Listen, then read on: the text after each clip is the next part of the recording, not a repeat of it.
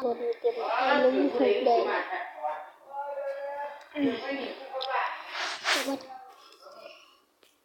เดี๋ยวอาจจะไปตัดต่อที่หลังเนาะเดี๋ยวค่อยไปตัดต่อตอนนั้นเนาะจะว่าใครให้อายแป๊บเดียวว่าวยังก็ได้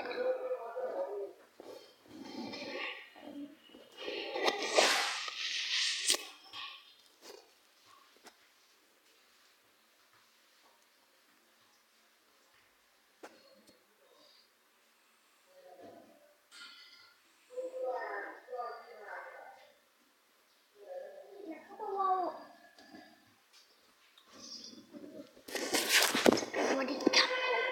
วันนี้เราอยู่ในฟรีไฟกาลินา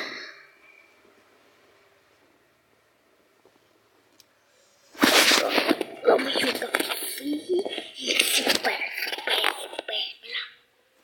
ใช่เข้าเกมเดี๋ยวมันก็ไม่ค่อยเท่เท่าไหร่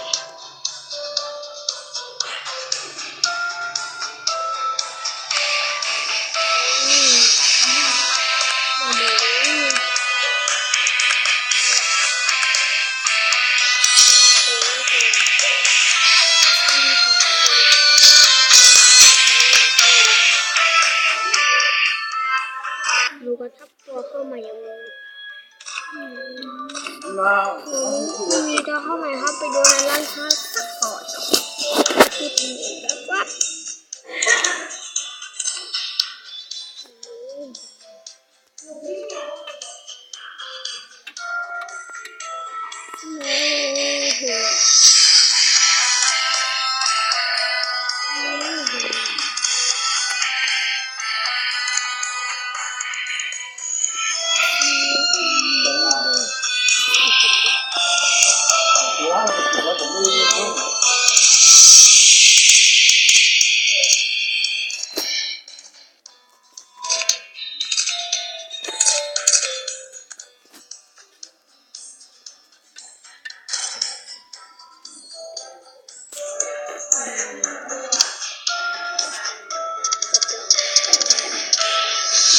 เยอะนะครับทุกคน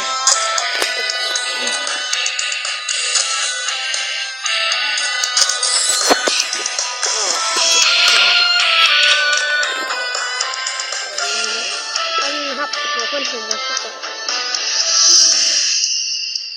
นี่คือค่ะ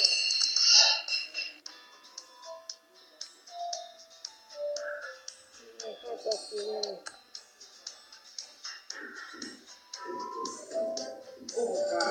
นี่เป็นผม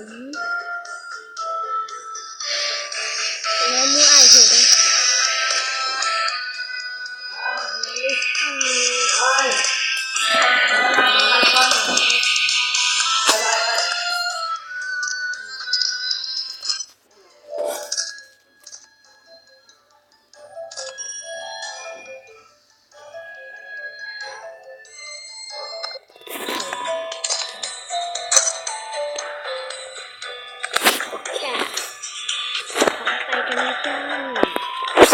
กดไลค์กดแชร์ให้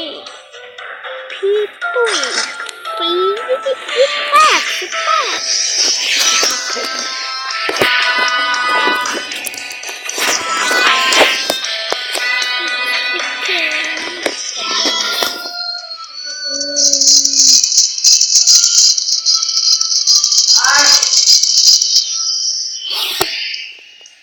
คุณแม่รักคุณแม่ไม่บอก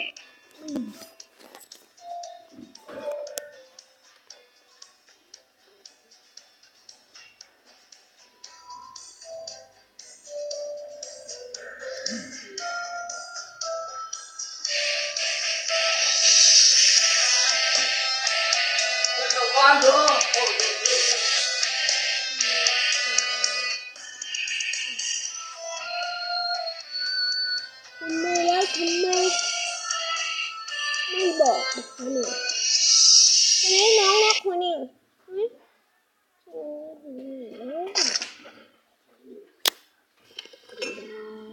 ชม คุณไม่รักทำไมไม่บอกไอ้นี่รักเองใช่ไหมเรามาดูเพื่อนเรากันครับว่าเป็นตัวอะไรโอ้โหเพื่อนเรามิสเกลใช้ทำไมวะผมไม่ชอบมิสเกลเลยนะครับท่านผู้ชม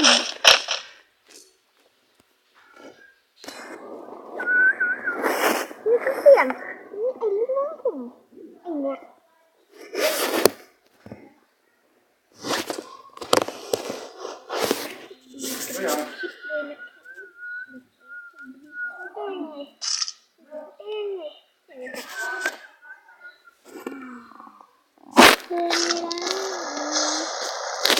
กระโดดเลยเพื่อนไอ้น้องชาย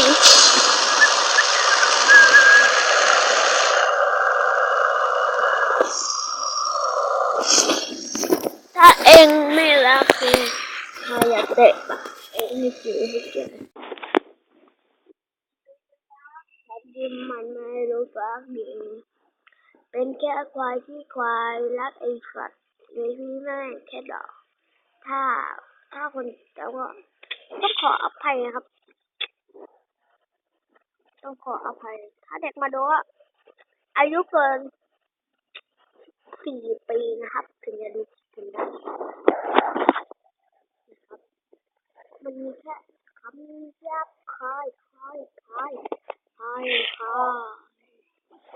ควรห้ามดูนะครับเด็กๆทั้งหลายวันนี้ลงมาทำไมเห็นแต่ถังครับตรงนี้มาเห็นAKครับจังหวะนี้AK 40มาครับเป็น MP40นะครับ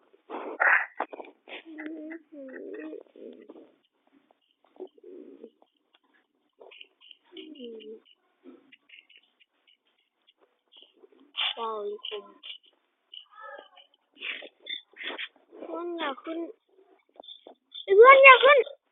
ครับผมหายเพื่อนไม่ได้หรอกน้องที่มันต้องได้คนเดียวมันแล้วเนี่ยลูกอมครับผมใช่ลูกอมโชคดีไปดีนะที่ข้าไม่ได้ลูกอมตรงนั้นเท่หรือเปล่าวิ่งไปยังเร็วครับตรงนี้ไม่ใช่หรอวิ่งแบบพี่ตูนเพื่อหาลูกอมตรงนี้ตรงนี้ตรงนี้กระโดดครับตรงนี้ไม่เห็นปืน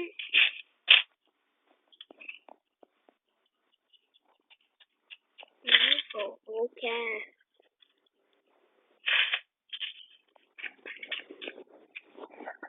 ก็โอ้โหไม่เห็นทางดูจังพี่ไม่เข้าใจเลยแล้วมีอะไร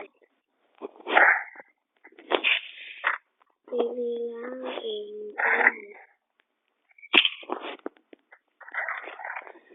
ของเต็มไปไล่ฆ่าคนกันเลยครับจังหวะนี้เราไล่ฆ่าคนอย่างเดียวจังหวะนี้ไม่สนอะไรครับยังโฟเราสนอย่างเดียวเราสนแค่อินโฟครับ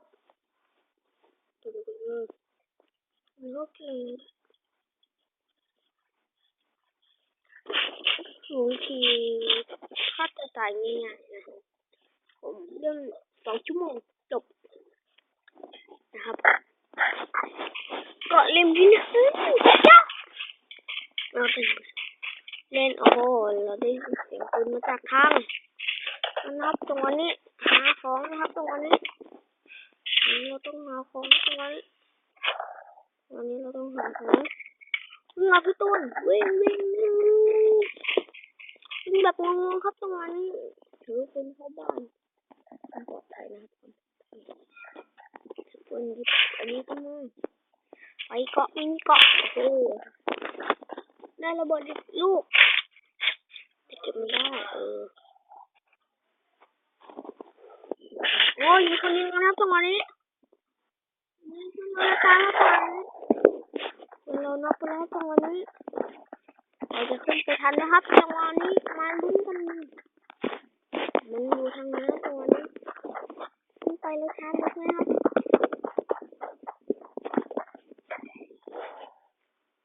โอเคอย่าอยู่ดิมีน้ำไหมเพื่อนเลยดิเอายาไหมเอายาไหมเอายาไหมเอายาไหมมาเอาวะใครยิงถังแตกปะอ๋อตามมาเราพาฆ่าโคตรจังหวะนี้ออกคลิปอยู่อย่าลืมไปดูนะกดไลค์ให้ด้วยไอ้สัสถ้ากดไลค์เราพาที่1พิมพ์ว่าฟรี28ใจหรือเปล่าไอ้น้องเข้าใจแล้วลืมดูอย่าลืมดูนะน้องนี่คนพลังมาแรงเลยจังหวะนี้พี่ออกคลิปได้2-3 คลิปอ๋อเนี่ยเป็นไอ้สัสโอ้รถมาน้องไปนู้นรถทางนั้นตรงไปพิกัด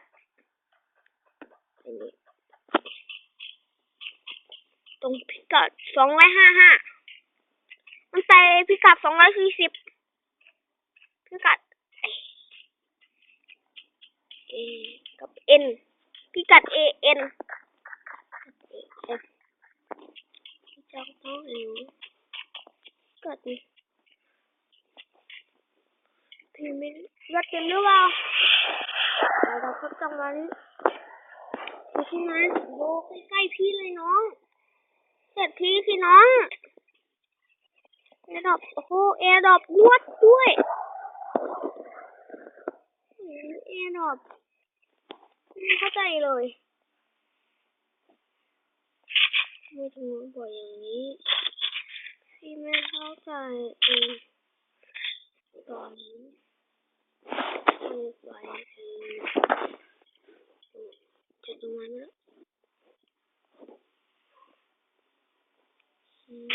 เข้าไปนี่เ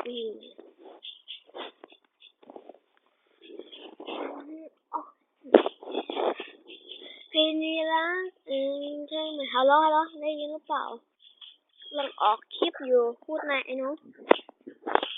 ก็ทำคลิปเป็นเพื่อนพี่ตุ๋ยแล้วกันเพื่อนพี่ตุ๋ยมันตะบักแกใช่หรือเปล่าคนครับจังหวะนี้ใครยิงปืนครับผมไม่สนรู้แต่ว่าต้องขึ้นให้ได้ต้องขึ้นให้ได้จังหวะนี้ปืนสกาของผมต้องเป็นของผมผู้เดียววันนี้ครับขอทุบไม้แล้วครับลงครับจังหวะนี้นี่ผมไม่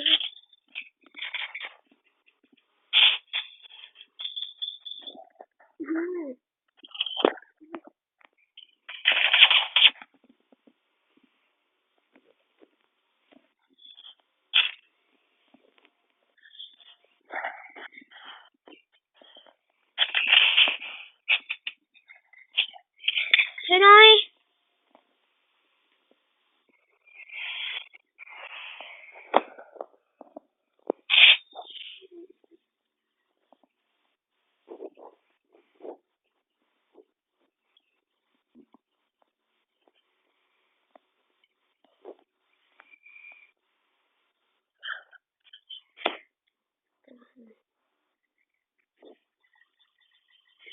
ตุ้ยตาย